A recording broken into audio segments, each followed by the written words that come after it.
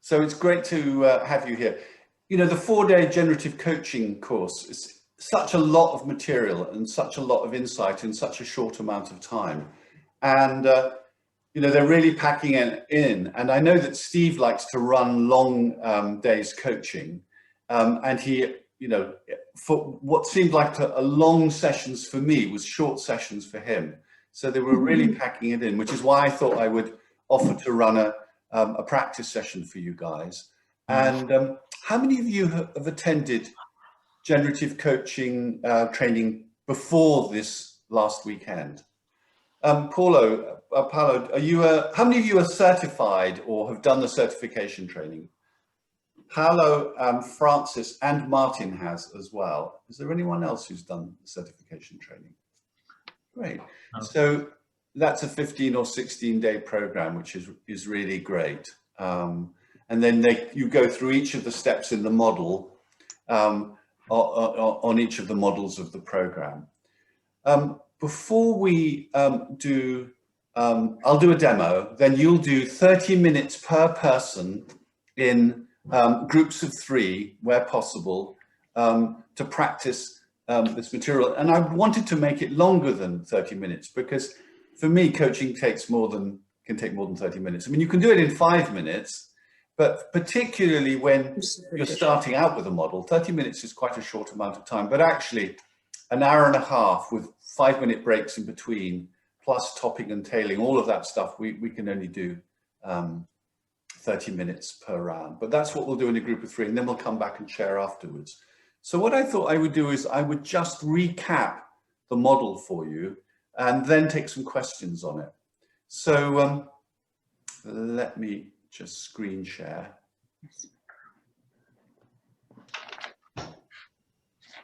So the first step, as you know, is the generative state. So you open a coach field.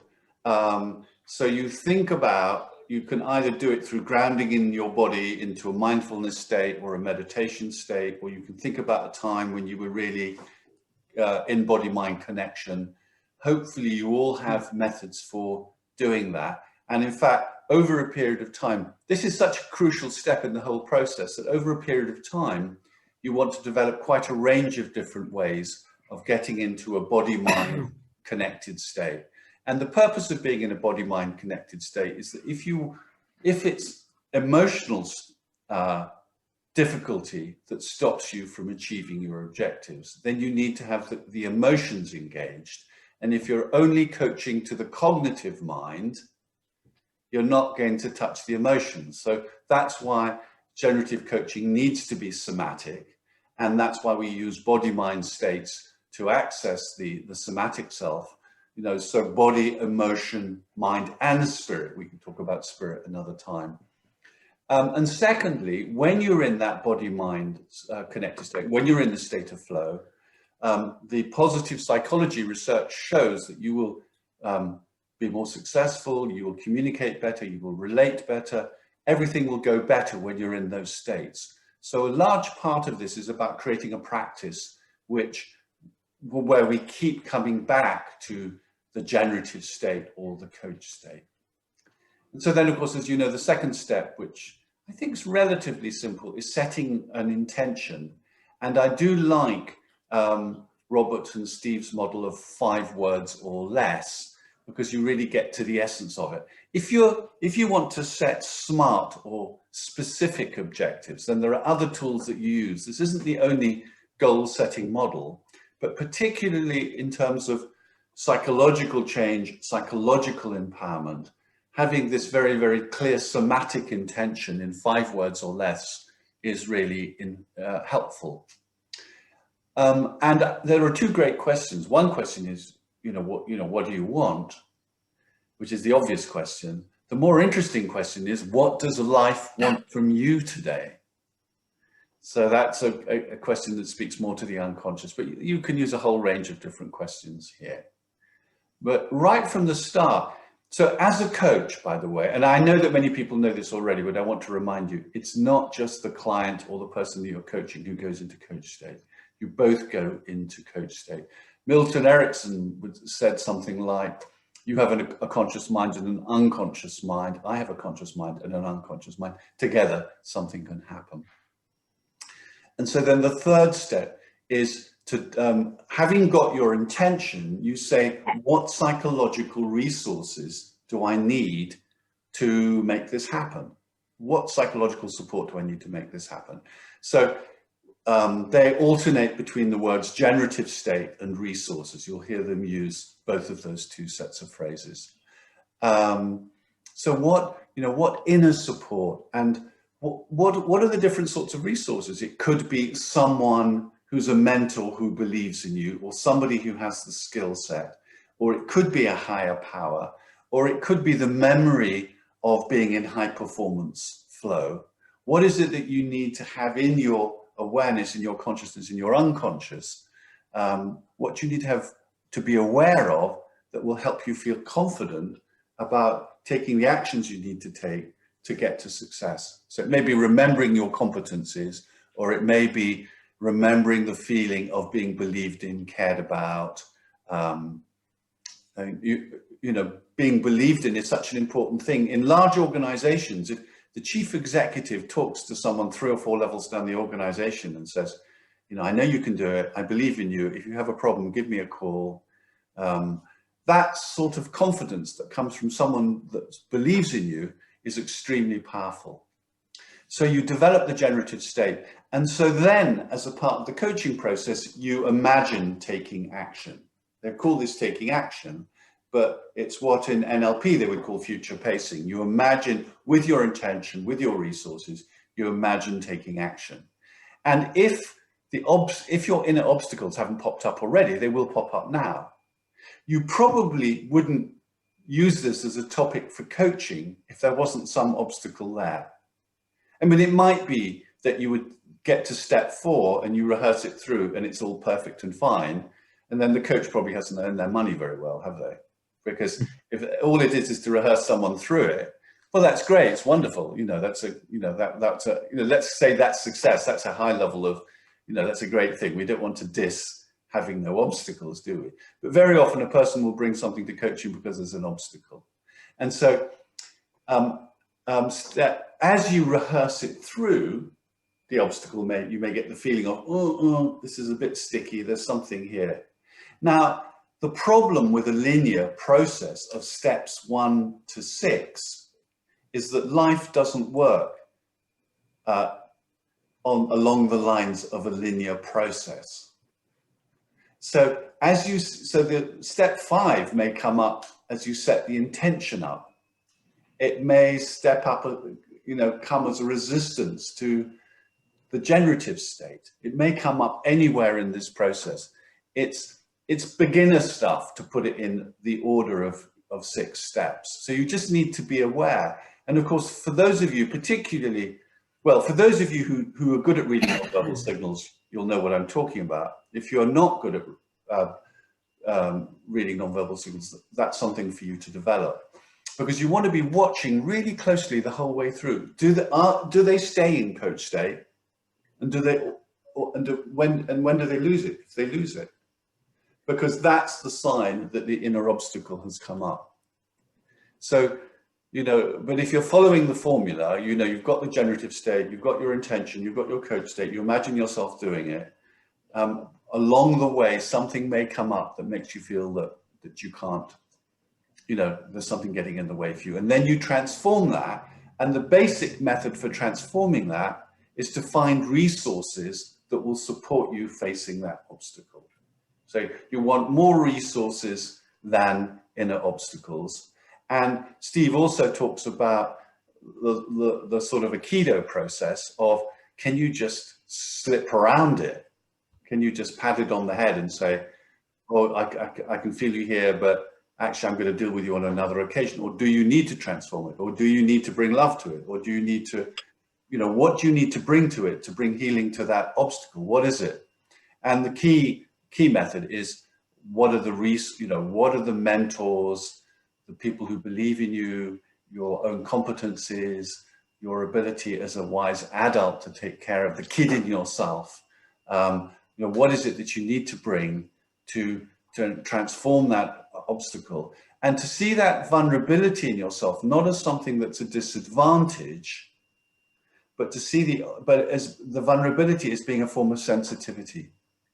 So there's some sensitivity that you have, which is a part of your mechanism for sensing the world. Your sense, if we were in, I remember a famous trainer once saying, I'm completely invulnerable to feedback from my audiences. Well, guess what? He stopped being a famous trainer. You know, you want to be vulnerable because that's a part of your mechanism for sensing what's happening around you in the world. So in the end, the ideal is that place in yourself that may be vulnerable. You want to make friends with that so that you're working with it rather than against it.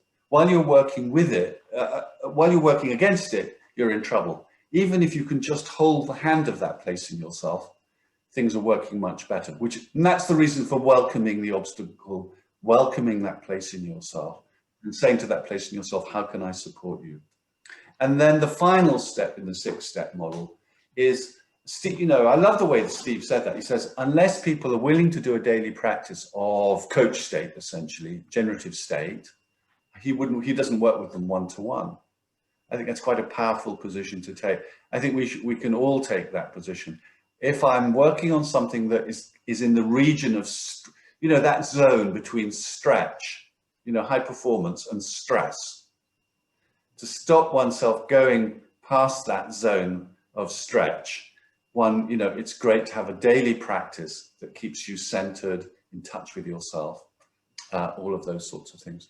Any questions on the model? How, you know, that's what we did. I thought it was useful to summarize it because you had 4 days on it in a short amount of time. What questions have you got?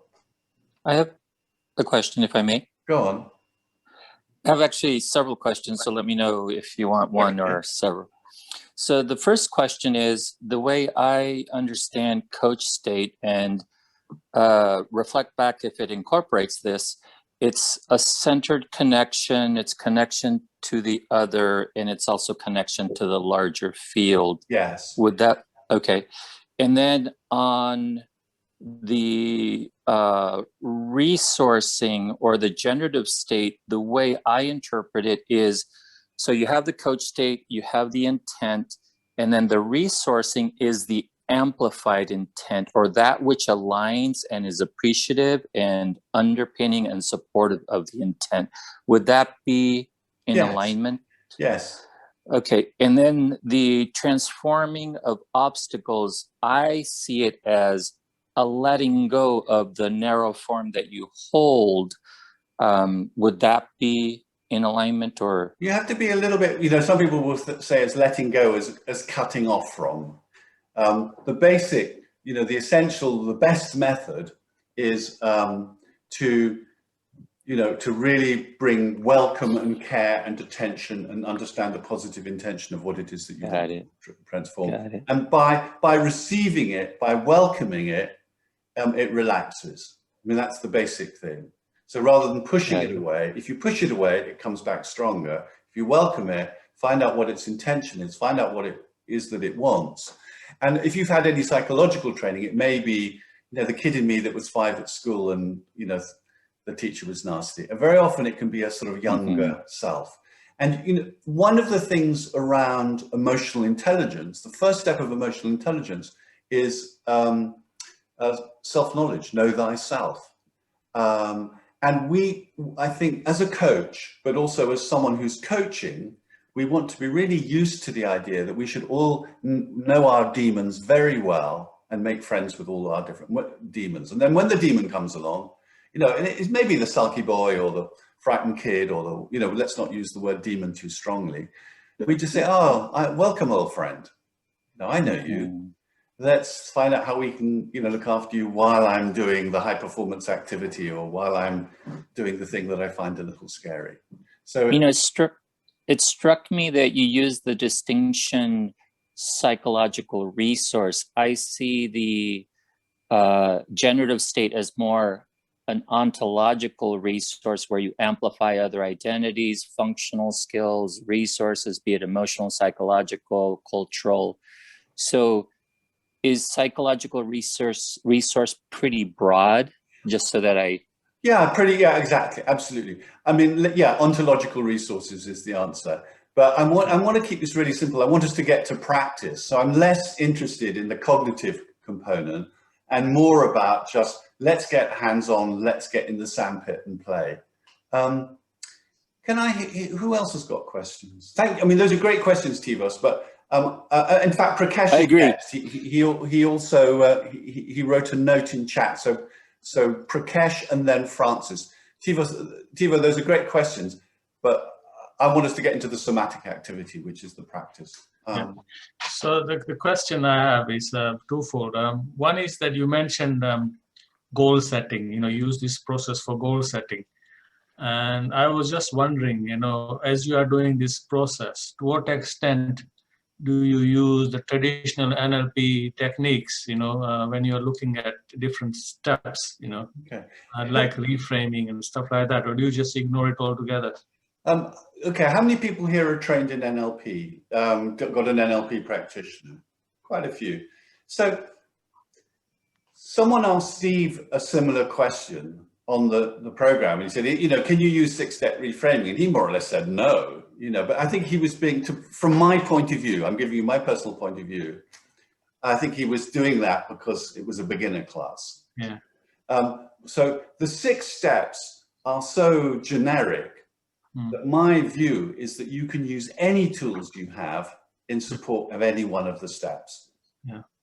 So that would be my view. You use everything that you've got in your arsenal, use in the support of the step.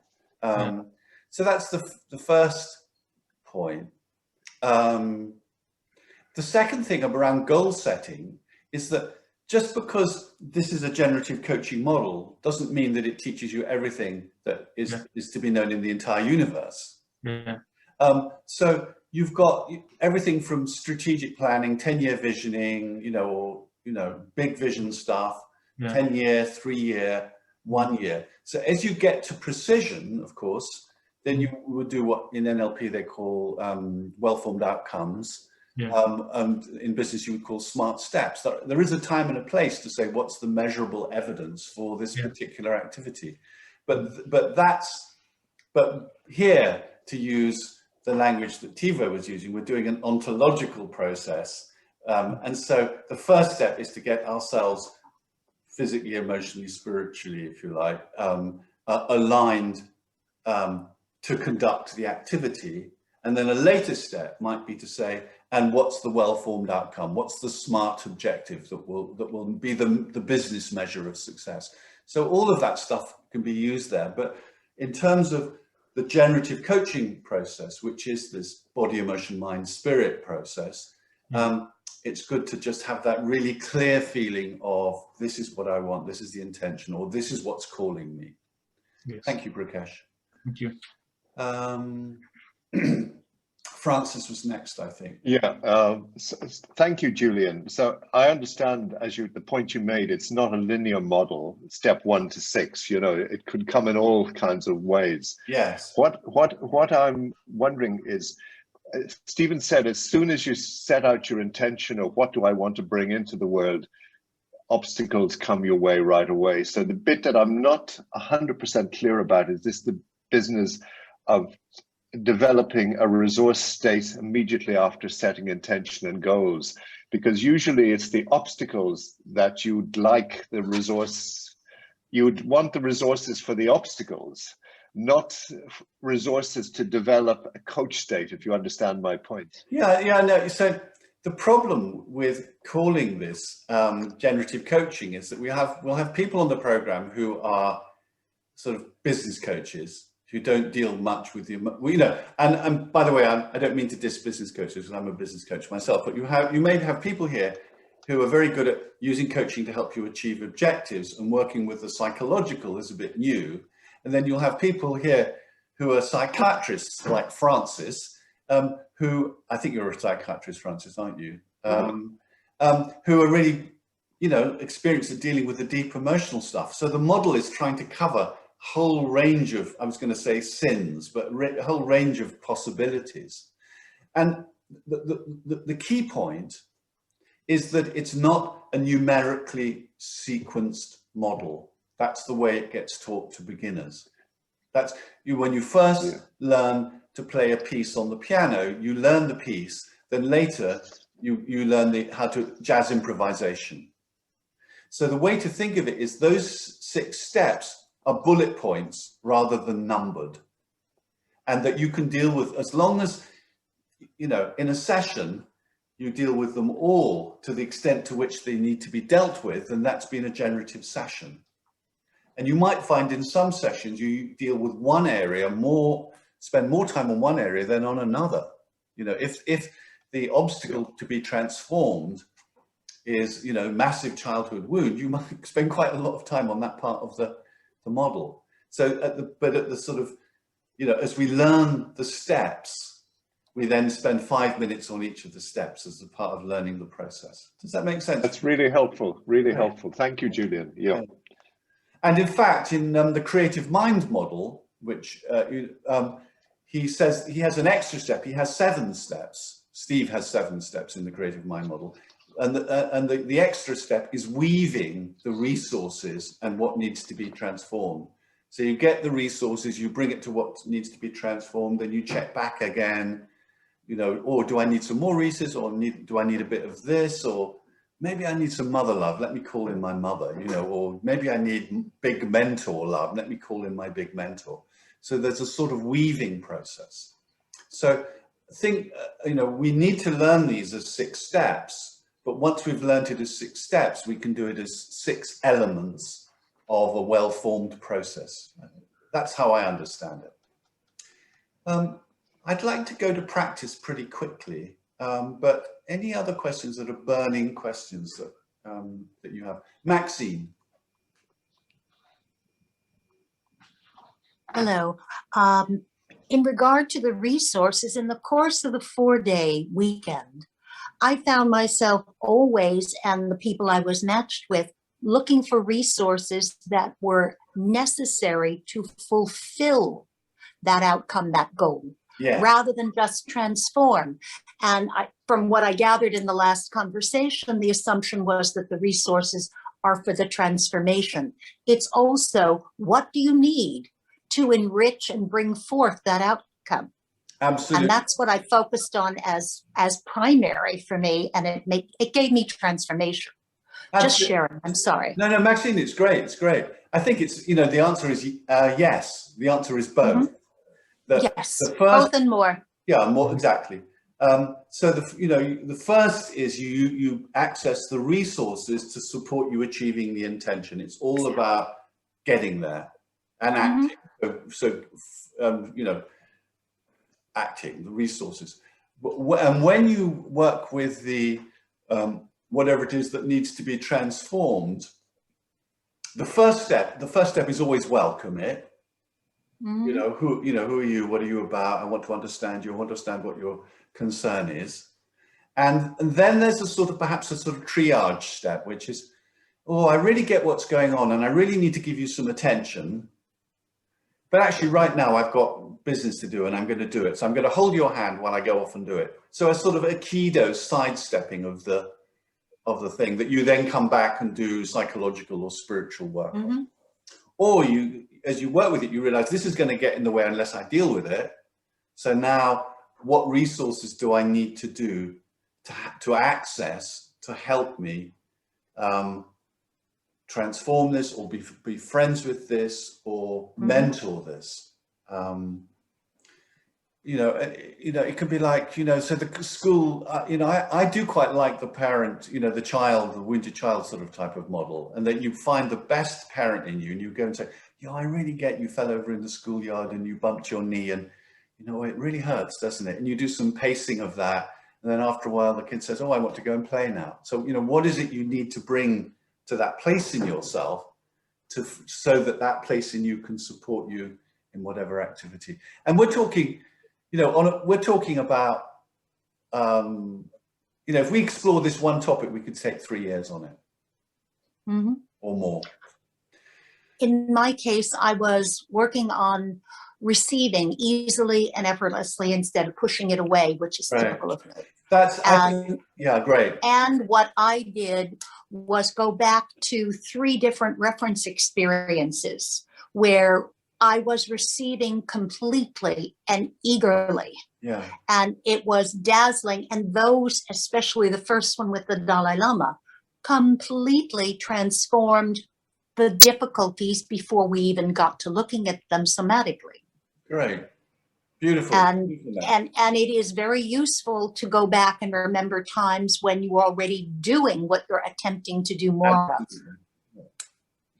Very, so, Just saying. yeah, very, very useful to go back and remember times when you were already doing what it is that you were seeking to do next. Any other questions before we get into doing to practicing? Great. Oh, Barbara. I need to either be an observer or not be in a breakout room because my electricity is no good. Okay. So, thank you. Okay. So it's going to be an exercise of an hour and 40 minutes from soon. And so therefore, Barbara will be an observer, Tamara will be an observer, Tivos will be an observer, and Carol will be an observer. That's my understanding. Thank you. Great. Let me just screen share with you my exercise. Oh, can you read that okay? Exercise instructions. I could have made it slightly larger. Let me just see if I can do that. Oh, good. This is so cool. I know, isn't it? The technology is great, isn't it? So basically you've got 30 minutes to do the coaching in a group of 3. And then you've got a 5-minute break, which you can either take as a break or, you know, if you're running late, you can use it. But you've got a 5-minute break between the 2 rounds. And at the end of the 3rd round, before we come back, there'll be a little 5-minute break. And so what's the role of the 3rd person? It's there are sort of 2 reasons for me. One is that you learn a lot from watching someone else do it, you know, so that's a really key part of the process. Another part is that you can support both the coach and the client or the explorer, whatever you want to call them, in the exercise. And you want to help the coach stay on track, and you want to watch for, is the coach and the client and the explorer connected? You know, are they in you know, rapport with each other? Are they in resonance with each other? And sort of support either one of them if they're not.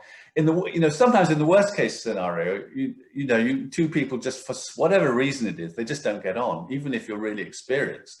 So just occasionally, you know, you might swap the coach. But basically, you're there to support the coach and to support the client going through the process well. It's important to remember, you know, Steve and Robert didn't say things like, don't put words in your client's mouth, you know, try and use their words rather than your words.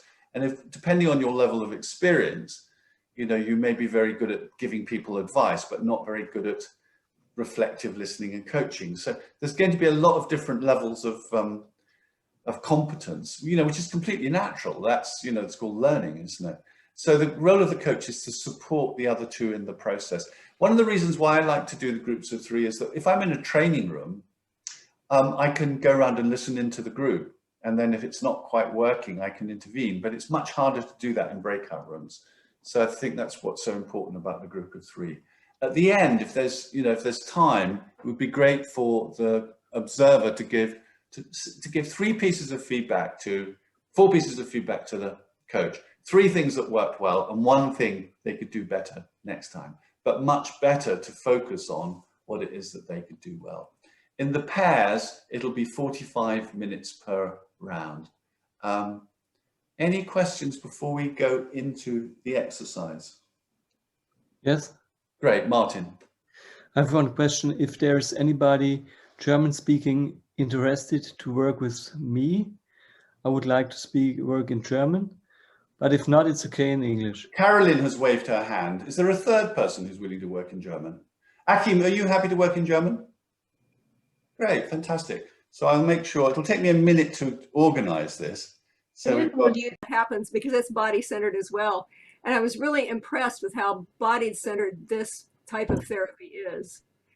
And, Right. and it's also very permissive. It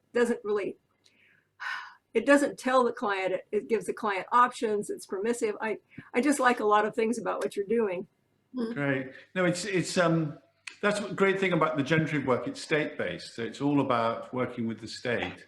If you get the state right, all the sort of actions and behaviors will come. If you don't know how to do it, if you've got a good state, you'll go and learn how to do it, or you'll get support doing it, or whatever. So yeah. One of the things you call me is called loving presence, and it is sort of developing that kind of state in the therapist. And so I don't know, it's just fascinating to see how all these pieces fit together. So thank you. I think, I mean, hopefully all the good stuff has many of the same components, because it's the stuff that works. One of the ways that I know that there is wisdom is when you see the same approach in multiple different methodologies. So yeah, it's great. What did you get from the exercise? What did you get from it? Me? No, everybody. I'm just talking to everybody. No, it's I had a great experience. I felt connection with my son. I felt I was seeing myself as the mother again, and like I'm having the child who is 31 years old. I've seen him as a little boy, and then in the end, I felt support from all mothers in the planet Earth. Fantastic. I saw the crowd of women, and they all told me, "We are with you. You're not alone." That's such a beautiful example of a resource. That's such a beautiful example. Yes, it was such a resources were wonderful. Yeah. And I felt that my heart in the wrong place. Beautiful. I felt that my heart not in the right side of my body, in the wrong side of my body, and then it moved back. It was a wonderful experience. I wish we can do it again. Well, Russell, are we do it again? Do what again? The same session, the same meeting. A practice group. Well, I don't know. I'm thinking about it. I don't know if they were running a generative coaching practice group this year, training this year, then I might run some practice sessions. I'll have a think about it anyway. But yeah, it's great. Thank you. I'm so glad that you had such a great experience. What else did you learn? What else did you experience? Everyone. As a coach, I was surprised that I felt a different person from other part of the world. I'm in the United States, he's in Sweden. And I felt what he felt. I felt the tension in the knees. I felt butterflies in the end of the session. I was very interested to find out that I actually have the same feelings in my body that he does. Well, it's so beautiful that the human nervous system is so amazing, because even through the internet, even through Zoom, our mirror neurons work and we can feel what's happening in each other. It's the most amazing thing about doing these type of Zoom sessions. So, what else did you get, either as a coach or as a participant? I think, sorry, Julian, it's Prakash here. Hi, Prakash. Yeah, just say that we covered so much in the 4 days, right? Yes. That I had very difficulty remembering, all the nuances of what Robert and Stephen were doing. So I just had to, just go through the process and hope for the best, Sounds perfect. Yeah, I may have missed a few things, but here and there. It sounds perfect. I mean, it's a 4-day workshop. Even the 16-day certification isn't long enough. If you want to be a master of this stuff, you need to do a lot of different programs over, a large number of years. This is something, that takes a long time, so from a 4-day workshop, that was a very, very fast introduction, almost too fast. I think that I'll tell you my view, which is that number of hours sitting in front of Zoom is not very somatic. I would actually take the 4 days and do it over 8 weeks, with half a day a week. You know, I would do it differently. I think that it's not ideal for learning, but the thing is that you get Robert and Steve at the same time. You don't have to fly to America or whatever, so it's great. But there is a limitation, and so don't be hard on yourself if you didn't take it all in. Also, of course, you can watch the videos again. But I think I've been through the whole 16-day certification program on the generative coaching twice previously, and I thought it was fast. So just be kind with yourself. What else? Other questions? I was going to say, Julian. Session I did with Ines, where we heard about the mothers of all the mothers. I thought it was a good example of how I just briefly said, okay, so what's your intention? But she got so deeply into it. And then I say, well, okay, so let's move to the coach state. And she was like on a 9 already. So I think, okay. And then we're straight into obstacles. So it's a very good example of, okay, we went 2, 1, 5. Yeah, brilliant. But it all worked out very beautifully, and it was a very good example of how it's not a one. Normally, you would try and do coach, but it's normal also to first say, "What's your overall intention for this session?" Absolutely. To do, and if they get that deeply into it, then okay. There's a careful balance between following a process and doing it correctly, and following the client. And if the client wants to spend the whole session in sort of unresourceful state, disempowered state, you may have gone too far in the direction of the client. But if you're dominating the process with your script, and you're not following the client, that's not correct either. So there's a balance in between. Yeah. So but it's useful to have those points, like you say, or they said in the session. I'm thinking, okay, Inessa seems to have reached she seems really happy with where it is, but we haven't done the take action steps. So let's just ask. So it's like the points remind you, what have we not quite, what needs to come up now? So that's useful. I don't know what sort of coaching you do, but when I do coaching, it's multi-session. So I'm not trying to do it all in a single session. And if there's something that I miss in one session, I may make notes about it and see if I can't steer it in that direction for the second session. It's not, there's a sort of ideal of doing a complete piece of work in a single session, but in real life, that doesn't always happen, So, I think these are guidelines and things to practice and, work with rather than strict rules. Oh, absolutely. Yeah. I do think it's helpful to have at least one little question at the end. Okay, so what's the next step? If you haven't got round to action steps, we've got to ground it in some little way. What are you going to do now in the world? But yeah. What else? Who else has got comments, learnings? And again, it's great to have cameras on if you can have cameras on, because it creates the culture of connection if we have our cameras on. Other comments, questions, experiences? Maxine? Yeah, Maxine. I had a tremendous time with Paul, who was one of the easiest people to coach that I've ever had, while first insisting that he didn't know what to do. Liar. He was brilliant, but his goal was one that's universal for all of us, to experience love. And instead of waiting until we got to, as I often do, till we got to the conflict, to the blockage, to the whatever you care to call the state that would come up to prevent him from having it, he went so thoroughly into 3 distinct different memories of distinct different loves. The embrace of a girlfriend, universal love,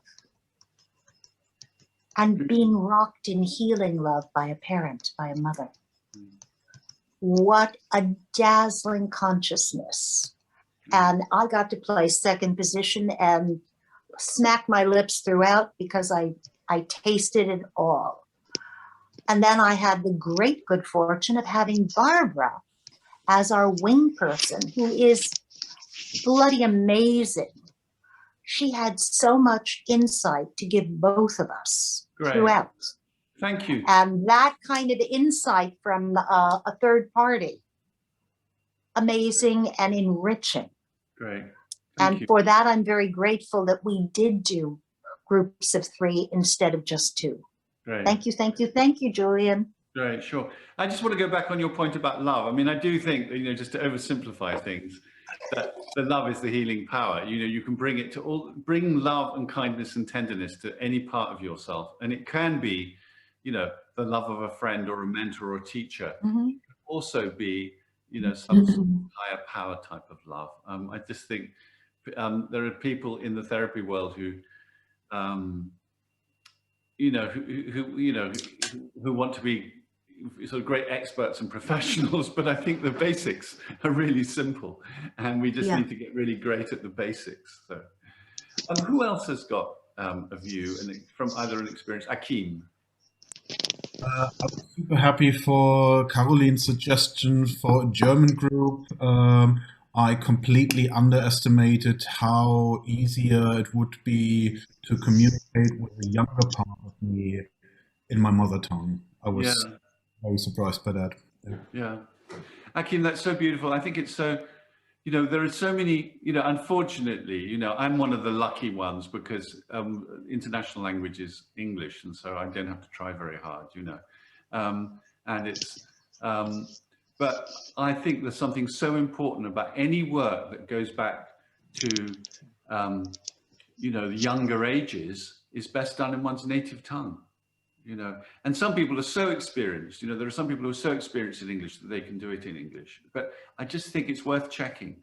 Like when I do life calling work with people, I always ask them to find a version of their life calling in their native tongue as well as in English, because it, you know, the language of the first few years of life is going to be so deep in your neurology and your internal structure. It's, you know, it's so significant. However much training you've done as an adult, however, even if you dream in English. I do. Yeah, that's why exactly. I dream in English. I should be fine, but it really made a difference. I mean, you work in English, Akim, you know, so, you know, so I just think we should all recognize that, you know, how important that is. And so sometimes it's great to do it, you know, so there are two methods. One is it's great to have groups in the native tongue. And then the other thing that you can do is you can actually get someone to talk it out in their language, even if you don't understand it. And I was doing that in a group the other day. Fortunately, there was someone who spoke their language who could do a little bit of help, gave me a bit of help. But basically we did the work. I was doing a demo in their native tongue because that's you know, that was the powerful language for the person. So great, thank you for that. Who else? What other comments? Any questions? We've got Fiona. Nice to hear you. Nice to see you and hear you. I want to share an experience of freedom I got. So my coach created a sense of, well, I was able to connect with a sense of freedom to find something that I didn't think I'd be able to find. And I just wanted to celebrate that, really. It's reaffirmed. I mean, I'm new to this generative work. I've only done the 4-day work we did a week ago. Yes. But I was drawn to it by the beauty of the poetry, the creativeness, the connection with the mind, the heart, and the body, and it's just it's flourishing in my heart, and it's lovely. Beautiful. So thank you, my coach. Who is your coach? You know who you are, Belonda. Belonda, fantastic. Great. Yeah, it was great. I want to say something regarding the first question, or the intention question. I find what we did is we said, I don't know, because I haven't been here in the beginning, but what is it that you want to create most today? And I found this as, you know, just an example of the really big questions of, you know, I want to find love, things like that, to break it really down on on a very practical level. I found this approach also like really nice and helpful, and yeah, wanted to say that. Beautiful. Cool. Yeah. What is it you most want to create today, or what is it you most? Yeah. English is not my I mother like the tongue. question. What does life want from me today? I like that as well. So I had. Yeah, and somebody asked me the question, not in this coaching, what does the world want from you? And I was like, boom. But the only problem with that question is if the person is a codependent person, they're always looking to the outside for their sense of self, then that wouldn't work. So, no question is perfect for every human being. We need to adapt to the person that we're working with. What else? What else? I would add to what just Jonas said in terms of how every time that I come to these calls, it just feels like I'm already home. And even though I don't know much of everybody here, but like I always feel very comfortable and safe to be here. By going through the exercise, and I could experience many different perspectives. And I think just getting there and working with Adrian, it felt very safe, and it felt like it could, although I didn't participate in this last seminar from the Creative Mind, many things are similar. So I was able to experience every step of it. And I learned a lot as well, just by seeing how experienced Francis was able to go through any type of things and how can improve better at that. So being able to just observe things and connect from this side was very helpful in terms of understanding how I can learn better, how I can connect better, and how I can go better from there. Nice work, Adrian. Thank you, John, and nice work, Adrian. The heart of the practitioner, of the coach, is, the coach state of the coach is crucial to the process. And then you get a field between the coach and the client or the explorer. It's beautiful. What else?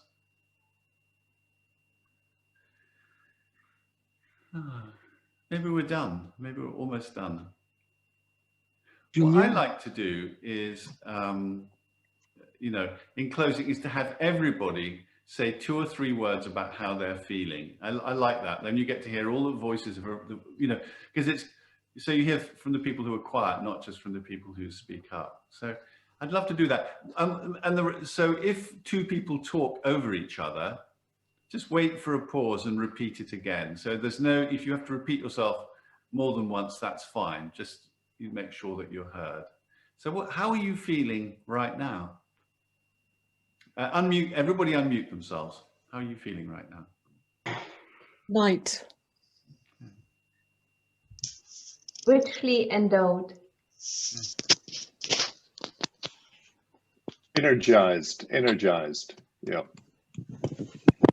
Yeah. More optimistic and energized too. Me too. Deeply processing.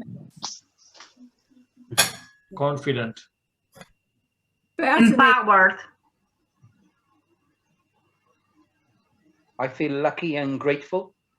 I feel full of courage. The 2 people who just spoke, go again. I feel grateful and I feel in peace. Great. I feel in peace and gratefulness. Tender. I feel the will to practice more. Confident. More confident. Yeah, I feel very positive. Very positive. Grateful. Empowered. Filled and satisfied. Thank you.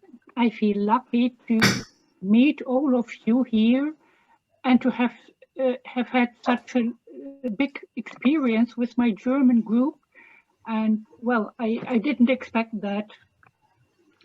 Thank you. I feel happy and connected. I feel blessed and confirmed. Mm. On the right path. On the right path. I feel cared about and strong. I feel after 8 years more and more curious. I feel calm, up for things and appreciate it. Thank you. I feel hungry. Has anyone not spoken yet? I feel hungry too. So beautiful to be with you all. This has been lovely, and hope to see you soon. And isn't it nice, just the feeling of the vibe that we can create in a session like this? It's really great. It's, I feel like I am 20 years old right now. I feel myself go back to the like 30 years before, back to the past, more energized, more feeling. Oh, great. Thank you. Thank you, Julian. Thank you, Julian. Thank you, Julian. I'm very grateful to much. Julian and to everybody that participated in this field mind, this group mind.